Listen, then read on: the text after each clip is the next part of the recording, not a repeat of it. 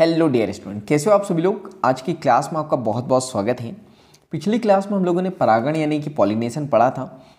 तो हम लोगों ने देखा था कि एक होता है हमारे पास में ऑटोगेमी, क्या होता है ये मैंने बताया था आपको। तो ये आपको याद रखना है। हम लोग सजात पुष्पी परागण भी देख चुके थे और आज हम लोगों को देखना है परनिषेचन यानी कि क्रॉस पॉलिनेशन। तो चलिए इसको हम लोग देखते हैं, क्रॉस पॉलिनेशन को क्या होता है। तो चलो हम लोग यहाँ पर बात करते हैं। क्रॉस पॉलिनेशन की बात करें तो इसमें भिन्न पादपों के परागकोश से भिन्न पादप के वर्तिकाग्र तक परागकणों का स्थानांतरण होता है। ये चित्र 2.9 चित्र 2.9 के बी में दिया गया है। तो चलो देख लेते हैं। चित्र क्या बोला इन्होंने, 2.9, ठीक है, 2.9 के बी में। तो क्या बोल 1 मिनट बा बा बा बा बा। तो ये है परपरागित पुष्प। तो कहाँ गया हमारा ये, ठीक है। अच्छा, यहाँ तो कुछ बताया ही नहीं है परपराग मतलब देखो ज़्यादा कुछ बताया ही नहीं, बस यहाँ पे ये बताया है कि जो क्रॉस पॉलिनेशन होता है यहाँ पे ये जो है यहाँ पे फ्लावर है और शायद आप ध्यान से देखोगे तो ये जो है ये कीट के द्वारा जो है परागण हुआ है, लेकिन डेफिनेशन के अकॉर्डिंग जो है नहीं बताया है। तो चलो मैं बताता हूँ आपको यहाँ पे क्रॉस पॉलिनेशन क्या होता है। तो क्रॉस पॉलिनेशन का मतलब ये है कि ये एक पौधा है, ठीक है, इस पे कोई फ्लावर है, ये इसके परागकण, ये इसकी वर्तिकाग्र हो गई, और यहाँ पे जो है ना दूसरा कोई पेड़ है, ठीक है, ये मान लो पेड़ है और ये इसकी वर्तिकाग्र है।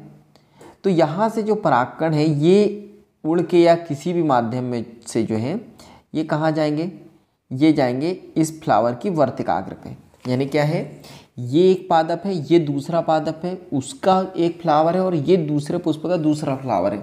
तो यहाँ पे याद रखना, एक पेड़ का परागकण दूसरे पेड़ की वर्तिकाग्र पे जाता है तो उसे हम लोग कहते हैं क्रॉस पॉलिनेशन। ये दिया है परनिषेचन। क्लियर है यहाँ तक के। चलो तो डेफिनेशन आपको क्लियर हो गई होंगी।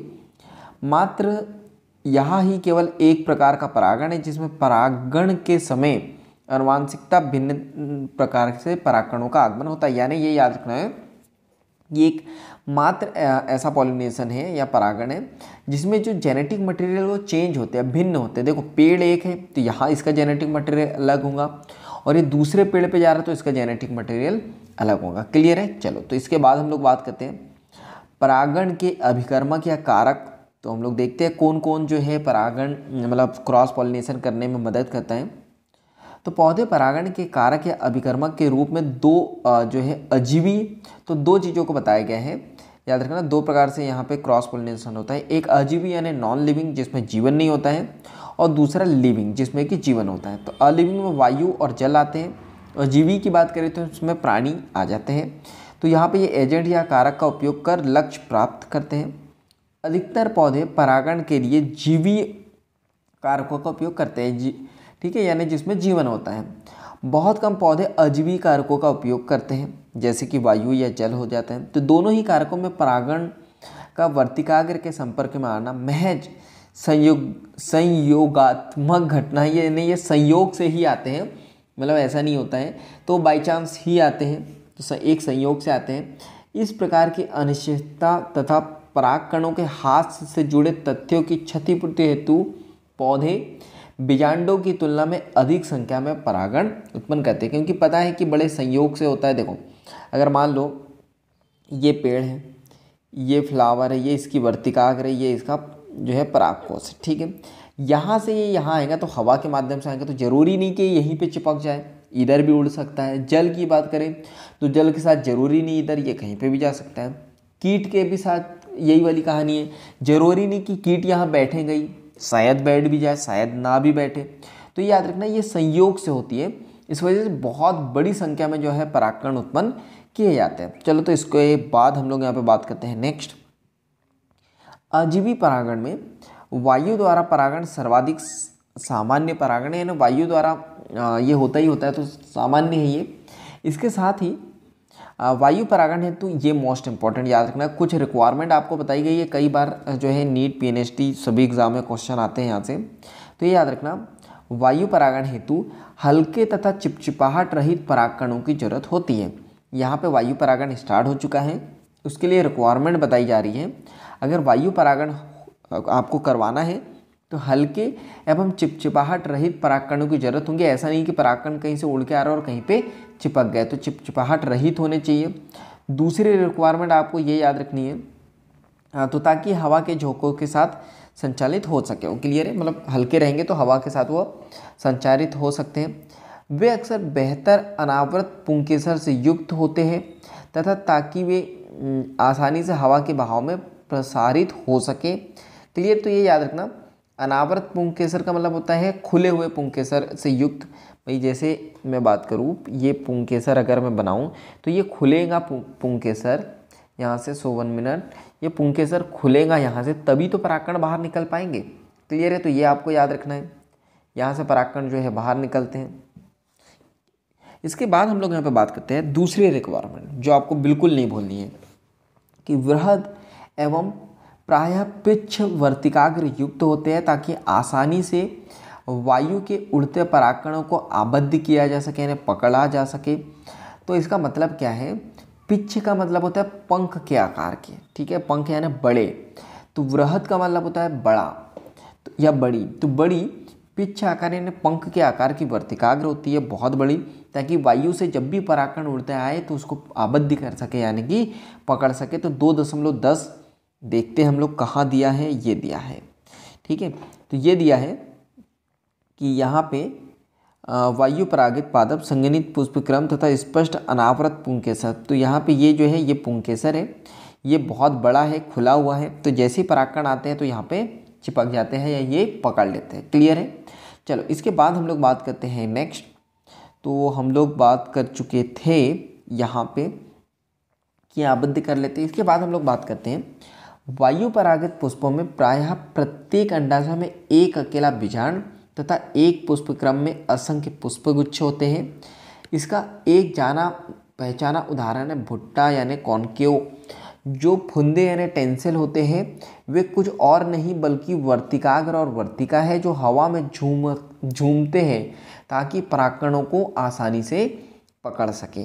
और ये घासों में वायु परागण सर्वदा सामान्य। क्लियर है, मोस्ट इंपॉर्टेंट याद रखना है, कई बार क्वेश्चन आ चुका है यहाँ से। कॉन्केव अभी ये 2023 में ही आया था, यहाँ से 2023 में ही यहाँ से क्वेश्चन आया है। कॉन्केव का मतलब क्या होता है, भुट्टा, ठीक है। तो भुट्टे में क्या होता है, यहाँ पे अंडाशय एक होगा, ठीक है, प्रत्येक अंडाशय में एक बीजांड होगा, यानी ये है अंडाशय, बीजांड भी इसमें एक होगा, ठीक है।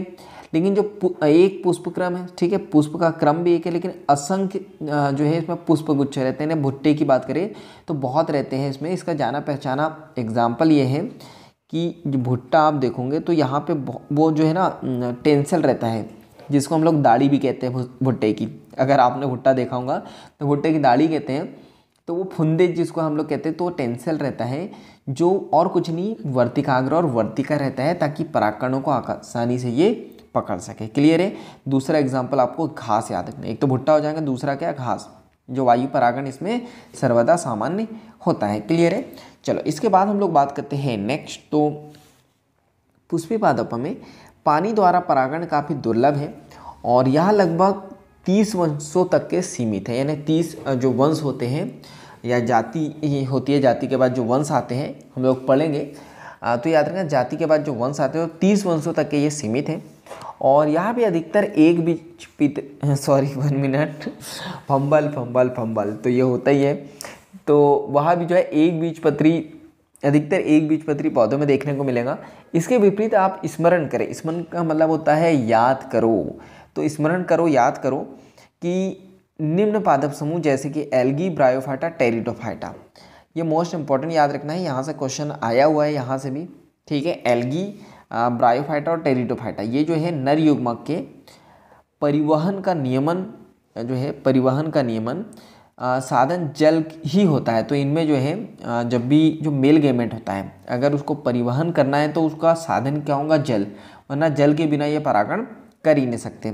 तो यह विश्वास किया जाता है कि कुछ ब्रायोफाइटा और टेरिडोफाइटा का विस्तार केवल इसलिए सीमित है क्योंकि नर युग्मक के परिवहन एवं निषेचन हेतु जल की आवश्यकता होती है। तो ये याद रखना, ब्रायोफाइटा और टेरिडोफाइटा विस्तार यानी जो लाइफ में आगे तभी बढ़ सकते हैं जब इनके के परिवहन के लिए क्या होगा, इनके पास जल होगा। क्लियर है। चलो हम लोग नेक्स्ट देखते हैं। इसके बाद हम लोग बात करते हैं, तो यहाँ पे जल परागित पादप के कुछ उदाहरण हैं, तो वो आपको याद रखना है। वेलिसनेरिया, हाइड्रीला जो कि ताजे पानी में उगते हैं, ये याद रखना। और अनेकों समुद्र में जो घास पाए जाते हैं, समुद्र जली घास जैसे कि जोस्टेरा। तो 3 एग्जाम्पल याद रखना है, वेलिसनेरिया, हाइड्रीला और जोस्टेरा। सभी जलीय पौधे को परागण के लिए उपयोग में नहीं लाते हैं। अधिकांश जलीय पौधे जैसे कि वाटर, ये जल परागित पादप जो जल के द्वारा परागित होते हैं, तो ये वेलिसनेरिया, हाइड्रीला और जोस्टेरा। लेकिन मोस्ट इंपॉर्टेंट याद रखना है, सभी जल पौधे जल को परागण के लिए उपयोग में नहीं लाते हैं। यानी पौधे तो जलीय होते हैं लेकिन परागण वो जल के द्वारा नहीं करते हैं।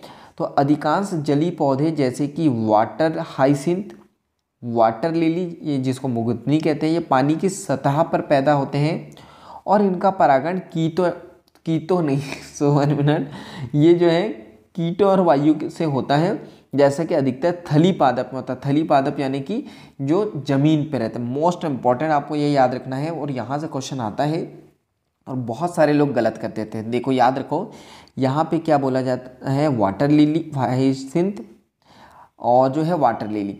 देखो नाम सुन के क्या लग रहा है, वाटर ही लग रहा है। तो 90% स्टूडेंट ये वाटर को देख के क्वेश्चन का आंसर लगाते हैं कि ये वाटर के द्वारा यानी पानी के द्वारा जो है परागण करेंगे, लेकिन ये राइट आंसर नहीं है। राइट आंसर क्या है कि ये परागण किसके द्वारा करेंगे, कीटों और वायु के द्वारा। तो ऐसा क्यों, तो आपको ये याद रखना है। यहाँ पे ये जो बात करी थी, ये सारे लोग, ये कहाँ होता है, ये पानी है, ठीक है, ये मैंने पानी बना दिया, ये तालाब है। तो ये जो लोग हैं, ये लोग, ये कहाँ है, मान लो ये पानी के अंदर है, तो इसमें परागण जो है ना पानी के अंदर ही होगा, पानी की मदद से ही होगा। लेकिन क्या होता है, ये पानी की सतह है, ठीक है, तो पानी की सतह पे जो है ना, ये जो वाटर हाइसिंथ है, वाटर हाइसिंथ और वाटर लिली, ये कहाँ होता है, पानी की सतह पे। तो होता क्या है कि यहाँ से जब भी हवा चलेंगे, कीट जाएंगे, तो ये पॉलिनेशन कर देते हैं। क्लियर है। याद रखना है वाटर लिली और वाटर हाइसिंथ, ठीक है, जो जलीय पादपों में अधिकतर हम लोग स्थलीय पादपों में देखने को मिलता है, तो ये याद रखना है। इसके बाद हम लोग यहाँ पे बात करते हैं नेक्स्ट। तो एक प्रकार के जलीय परागण में मादा पुष्पक एक लंबे डंठल द्वारा जल की सतह पर आ जाते हैं, तो जल की सतह पर आते हैं, और नर पुष्प या परागण पानी की सतह पर अवमुक्त होकर आ जाते हैं। क्लियर है। तो ये क्या होता है, मान लो ये मादा है और ये जो है 100 मिनट, ये जो है ये पानी की सतह है, यहाँ पे मेल भी आ गया। अब ये इसके परागण छोड़ देगा, तो ये कीट की मदद से या तो फिर जो है वायु की मदद से ये क्या होगा, परागण हो जाएगा। तो उदाहरण क्या है, वेलिसनेरिया लंबे डंठल के साथ जल धाराओं में निष्क्रिय रूप से बहते रहते हैं। तो ये याद रखना। एक और एग्जाम्पल क्या है, वेलिसनेरिया, तो ये भी याद रखोगे आप, जो चित्र 2.11 के आ में बताया गया है। तो देखेंगे इसमें कुछ संयोगात्मक रूप से मादा पुष्प एवं वर्तिकाग्र तक पहुंच जाते हैं, और एक अन्य समूह के जलीय परागण वाले पादप जैसे कि समुद्री घास, जिसको सिग्रासेस कहते हैं, ठीक है। तो यहाँ पे हम लोग बात करते हैं, इसमें जो मादा पुष्प जो है जल की सतह के नीचे ही जो है पानी में डूबा रहता है और परागण को जल के अंदर अवमुक्त करते हैं, और इस तरह ये जो है जल के द्वारा परागण होता है। तो इस प्रकार ही बहुत सारी प्रजातियों के परागण लंबे फीते जैसे होते हैं तथा जल के भीतर निष्क्रिय रूप से बहते रहते हैं। इनमें से कुछ वर्तिकाग्र तक के पहुंच जाते हैं और परागण पूरा होता है, और जल परागित अधिकतर प्रजातियों में परागणों को पानी के भीतर गीले श्लेष्म आवरण द्वारा संरक्षित रखता है। यानी जो परागण वो खराब इसलिए नहीं होते क्योंकि उसके ऊपर कुछ आवरण रहता है। किस चीज़ का आवरण रहता है, तो यहाँ पे श्लेष्म आवरण रहता है, ये आपको याद रखना है, ठीक है। इसके बाद हम लोग बात करते हैं, तो यहाँ पे वायु एवं जल परागण पुष्प ना तो बहुत रंग युक्त होते हैं और ना ही मकरंद पैदा करते हैं। इसका क्या कारण हो सकता है, ये आपको याद रखना है कि जो वायु और जो जल परागण होता है, तो ऐसे पुष्प बहुत रंगीन नहीं होते हैं और ना ही उनमें मकरंद होता है। मकरंद क्या होता है, जिससे शहद बनाया जाता है। क्लियर है यहाँ तक के। तो ये क्यों होता है, एनसीईआरटी माता आपसे क्वेश्चन पूछ रही है, हालांकि आगे मैं अभी बताऊँगा तो आपको समझ में आ जाएगा, लेकिन एक कमेंट्स बॉक्स में मुझे बताना है। क्लियर है। चलो, तो कुछ डायग्राम एनसीईआरटी माता कह रही है कि हमने बताए गए हैं, तो देख सकते हैं। ये देखो आप, ये क्या बताया है, ये वेलिस्नेरिया के बारे में बताया। अब ये देखो यहाँ कंफ्यूज नहीं होना है, यहाँ पे वेलिस्नेरिया लिखा है, यहाँ पे वेलिस्नेरिया। तो क्या होता है जब इंग्लिश टर्मिनोलॉजी को हिंदी में ऐसा लिखो तो ये हो जाता है। तो यहाँ पे जल द्वारा परागण हो रहा है, क्लियर। देख लेते हैं जल के द्वारा कैसे होता है। तो देखो ये क्या है, ये पूरा पानी है, ठीक है, ये पानी के अंदर की कहानी है। ये मादा युग्मक है, ठीक है। तो ये क्या होंगे, मादा पुष्प है। यहाँ पे ये जो है ये मादा पुष्प ये है, ये इसका वर्तिकाग्र है। अब ये नर पुष्प जो है यहाँ पे, या जिसका जो परागकण है, ये पानी में उड़ते उड़ते आएगा और पानी में बहते हुए आएगा। तो क्या होता है, कई बार वर्तिकाग्र पकड़ लेती है, कई बार नहीं पकड़ती है। इसलिए तो नर जो परागकण होते हैं बहुत अधिक संख्या में पैदा किए जाते हैं, ताकि कोई ना कोई परागकण यहाँ पे आ जाए और वर्तिकाग्र उसको पकड़ ले, क्लियर है। चलो तो इसके बाद हम लोग यहाँ पे बात करते हैं नेक्स्ट। सो 1 मिनट ये हो गया। और ये एग्जाम्पल हम लोग देखेंगे अभी कीट परागण कैसे करता है। तो यहाँ पे समझ ही जाओ आप, तो बाद में हम लोग देखेंगे नहीं। ये है फ्लावर, यहाँ पे कीट आता है और यहाँ पे पॉलिनेशन कर देता है। कैसे, तो चलो आगे देखते हैं हम लोग। तो हम लोग यहाँ पे बात करते हैं, यहाँ पे अधिकतर पुष्पी पादप परागण के लिए प्राणियों को परागण या कर्मक या कारक के रूप में उपयोग करते हैं, ठीक है। इसमें क्या क्या आता है, तो याद रखना है मधुमक्खी सबसे ज़्यादा, याद रखना सबसे ज़्यादा जो पॉलिनेशन होता है ना, तो वो किसके द्वारा होता है, मधुमक्खी के द्वारा। फिर आ जाते हैं इसमें भौरे, तितलियाँ, बर्क, चींटियाँ, शलभ और कीट और पक्षी, सखोरा तथा गुंजन पक्षी। इसके बाद चमगादड़ आदि सामान्य परागणी अभिकर्मक है, यानी कि कारक है, क्लियर है। तो चलो आगे देखते हैं। इसके बाद हम लोग बात करते हैं, तो यहाँ पे प्राणियों में 1 मिनट, प्राणियों में कीट पतंग विशेष रूप से मधुमक्खी प्रधान जीवी परागण कर्मक है। यानी याद रखना विशेष रूप से, यानी सबसे ज़्यादा परागण पॉलिनेशन या परागण किसके द्वारा होगा, तो मधुमक्खी के द्वारा, क्लियर है। यहाँ तक कि बड़े नर वानरगण के प्राणी लीमर और लेम्यूर, ये एक प्राणी है, तो बाबा गूगल करना, ये सब उगलेंगे। और एक वृक्षवासी शाखाचारी कृंतक, और यहाँ तक कि सरीसृप गीगो छिपकली तथा उपवन छिपकली भी इसमें जो है शामिल है, यानी कि पॉलिनेशन में ये मदद करती है। यानी कुछ प्रजातियों के पादपों के परागण के लिए सक्रिय पाए जाते हैं। यह प्राणी परागित पादपों के पुष्प एवं विशिष्ट प्रजाति के प्राणी के लिए विशेष रूप से अनुकूलित है। तो क्या क्या कौन कौन से लोग हैं जो क्रॉस पॉलिनेशन कर रहे हैं, तो ये आप देख सकते हो। इसके बाद सबसे यहाँ से मतलब अभी तक के तो क्वेश्चन नहीं आया, लेकिन अब जो पढ़ने वाले हैं यहाँ से बहुत इंपॉर्टेंट, बहुत ज़्यादा क्वेश्चन आते हैं, तो ये आपको याद रखना है।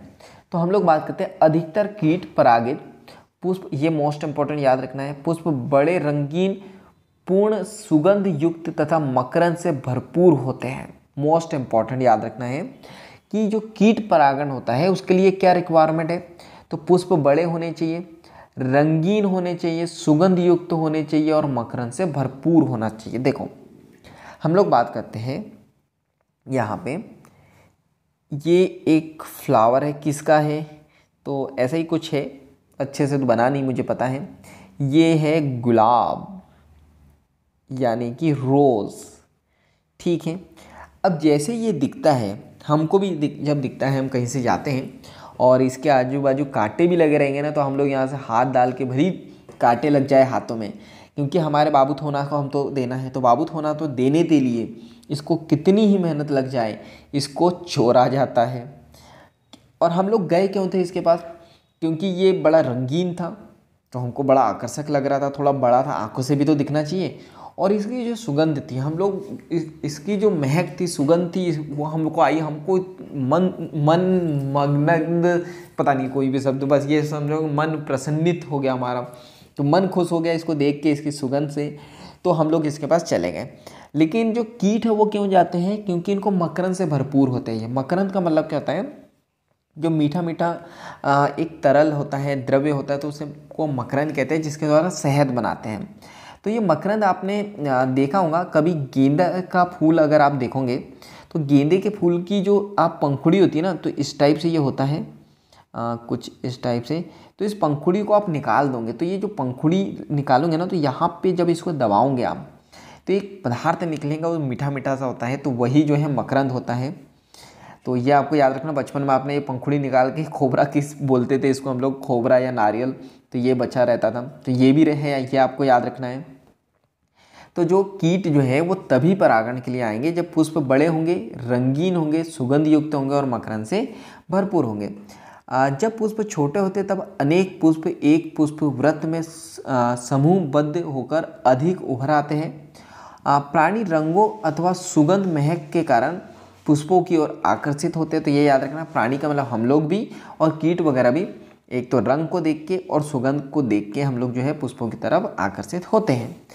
मक्खियों एवं बीटलों से पराग, बीटल का मतलब भी कीट ही होता है, एक प्रकार का कीट होता है, बाबा गूगल करना आप लोग।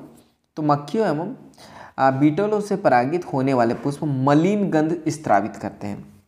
यानी याद रखना, जो कीटों से या मधुमक्खी वगैरह से जो परागित होते हैं वो पुष्प एक गंध को जो है स्त्रावित करते हैं, जिसको सूंघते हुए जो है प्राणी आकर्षित हो जाते हैं। ये याद रखना, क्वेश्चन यहाँ से नीट में पूछा जा चुका है, ये याद रखना इस लाइन से।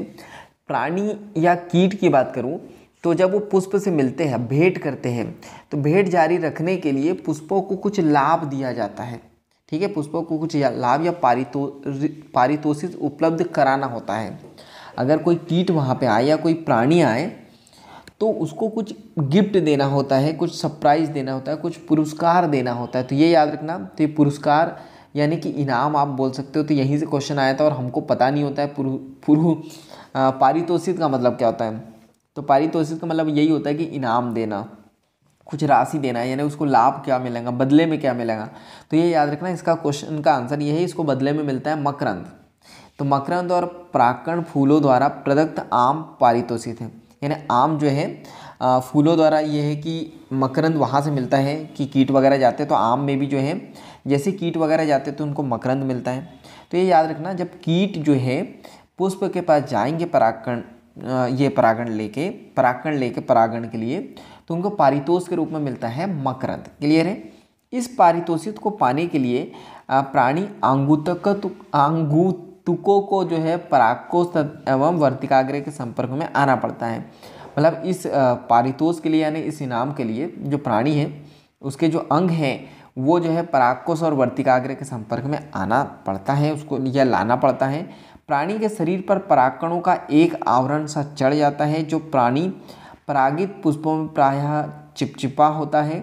और जब परागकणों से लिप्त प्राणी वर्तिकाग्र के संपर्क में आता है तो यहाँ परागण होता है। देखो होता क्या है कि ये इनाम के चक्कर में आया था, कोई भी जो प्राणी है उसको लगा कि मुझे तो इनाम मिलेगा, तो पारितोष मिलेगा।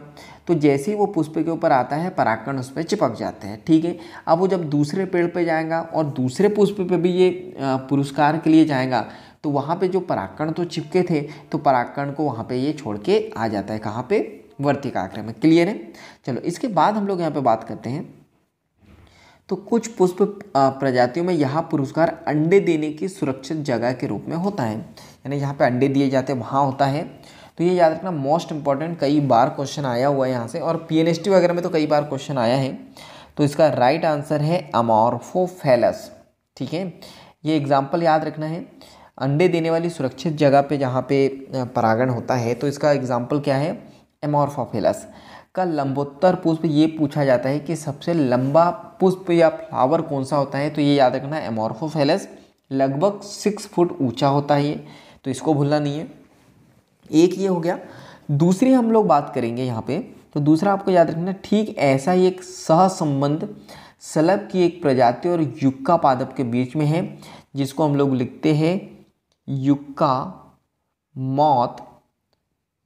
Moth relationship. तो ये आपको नहीं भूलना है, युक्का मॉथ रिलेशनशिप आप इंग्लिश में याद रख सकते हो। मौत का मतलब मृत्यु नहीं है, मतलब एक प्राणी है, तो युक्का मॉथ रिलेशनशिप इनको कहा जाता है। तो ये याद रखना, ये युक्का पादप के बीच में होता, ये सलभ और जो है युक्का पादप के बीच में होता है। सह संबंध का मतलब होता है कि दोनों ही प्रजाति सलभ एवं पादप बिना एक दूसरे के बिना अपना जीवन चक्र पूरा नहीं कर सकते हैं, तो इसी को कहते हैं सह संबंध, यानी एक दूसरे की मदद से जीवन जीना। ठीक है, इसमें सलभ अपने अंडे पुष्प के अंडाशय के कोष्ठक में देती है, जबकि इसके बदले में वह सलभ द्वारा परागित होता है।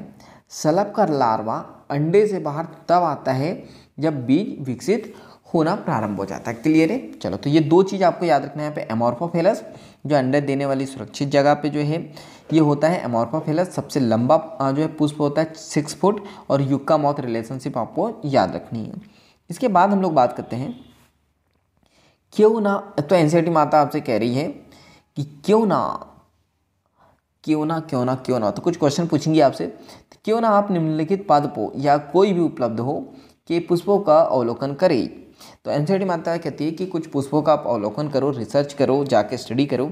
जैसे खीरा यानी क्या होता है? ककड़ी, आम, पीपल, धनिया, पपीता, प्याज, लोबिया अब बाबा गूगल करना, कपास, तंबाकू, गुलाब, नींबू, यूकेलिप्टस यानी क्या होता है? नीलगिरी का पेड़ आपने देखा होगा तो उसे यूकेलिप्टस कहते हैं। केला आदि का पता करने की कोशिश करें कि इन पुष्पों के पास कौन से प्राणी आते हैं और क्या वे परागण कर सकते हैं। तो एनसीईआरटी माता आपसे क्वेश्चन पूछ रही है, तो ये आपको बताना है। आपको धैर्य के साथ, तो एनसीईआरटी माता कह रही है आपको घबराना नहीं है, आपको धैर्य के साथ कुछ दिनों तक भिन्न भिन्न समय पर उन्हें देखना है। अलग अलग समय पे आप पेड़ के पास बैठो, कभी सुबह बैठो, कभी शाम बैठो, कभी दोपहर बैठो, कभी रात में बैठो, जब बैठना है तब बैठो, लेकिन धैर्य के साथ, पेशेंस के साथ, डरना नहीं है। और कुछ दिनों तक के जो है अलग अलग समय पे उन्हें देखना है। आप यहाँ देखने की भी कोशिश करें कि क्या उस पुष्प तक आने वाले भ्रमणकारी यानी प्राणी तथा एक पुष्प की विशिष्टता के बीच कोई सहज संबद्धता है या नहीं है। और परागकोश एवं वर्तिकाग्र के संपर्क में आने वाले भ्रमणकर्ता या प्राणी का ध्यानपूर्वक अवलोकन करें यानी स्टडी करें, उसके रिसर्च करें। जो परागण को पूरा करता है, बहुत सारे कीट या भ्रमणकर्ता बिना परागण किए पराग या मकरंद का भक्षण कर लेते हैं। अतः ऐसे आंगुतकों या भ्रमणकारियों को परागण या मकरंद दस्यु के रूप में संदर्भित किया जाता है। आप शायद परागकारियों को पहचान सके या ना पहचान सके, पर आप निश्चित रूप से अपने प्रयास में आनंद प्राप्त करेंगे। तो एनसीईआरटी माता कहती है कि आपको क्या करना है, अलग अलग समय पे अलग अलग पौधे, ये एनसीईआरटी ने दिए कुछ पौधे, इनकी स्टडी करो, जाके देखो परागण के लिए कीट कब आते हैं, क्या करते हैं। कई बार ये जो है परागण नहीं देते हैं, परागण नहीं करते, लेकिन फिर भी जो है मकरंद को ये मज़े से जो है खाते हैं, उड़ा के ले जाते हैं। तो इस प्रोसेस में आप स्टडी कर पाओ या ना कर पाओ, पहचान पाओ या ना पहचान पाओ परागण को, लेकिन इसमें आपको मज़ा बहुत आएगा। तो जाओ आप मज़े करो, एनसीईआरटी माता कह रही है आपसे। चलो, इसके बाद एक यहाँ पे होता है बही प्रजनन युक्तियाँ यानी आउट ब्रीडिंग डिवाइस। तो ये हम लोग देखेंगे नेक्स्ट क्लास में। तो आज के लिए इतना ही। आज के लिए आपको करना है इस वीडियो को लाइक, और मुझे कमेंट्स करके बताना है कि इस वीडियो से आपने क्या सीखा है और क्या डाउट है, कुछ सजेशन हो तो। और इस वीडियो को ज़्यादा से ज़्यादा शेयर करना है, क्योंकि जब हम दूसरों की हेल्प करते हैं तो ये नेचर हमारी हेल्प करता है। और नए हो तो चैनल पर जल्दी से सब्सक्राइब कर दो, बेल आइकन को दबा दो, ताकि ऐसे वैल्यूबल वीडियो की नोटिफिकेशन आपको मिलते रहे। तो बाकी हम लोग मिलेंगे नेक्स्ट वीडियो में इसी तरह हंसते हुए, मुस्कुराते हुए और लाइफ में कुछ नया नया सीखते हुए। तो जब तक के लिए thank you, bye bye and go for success.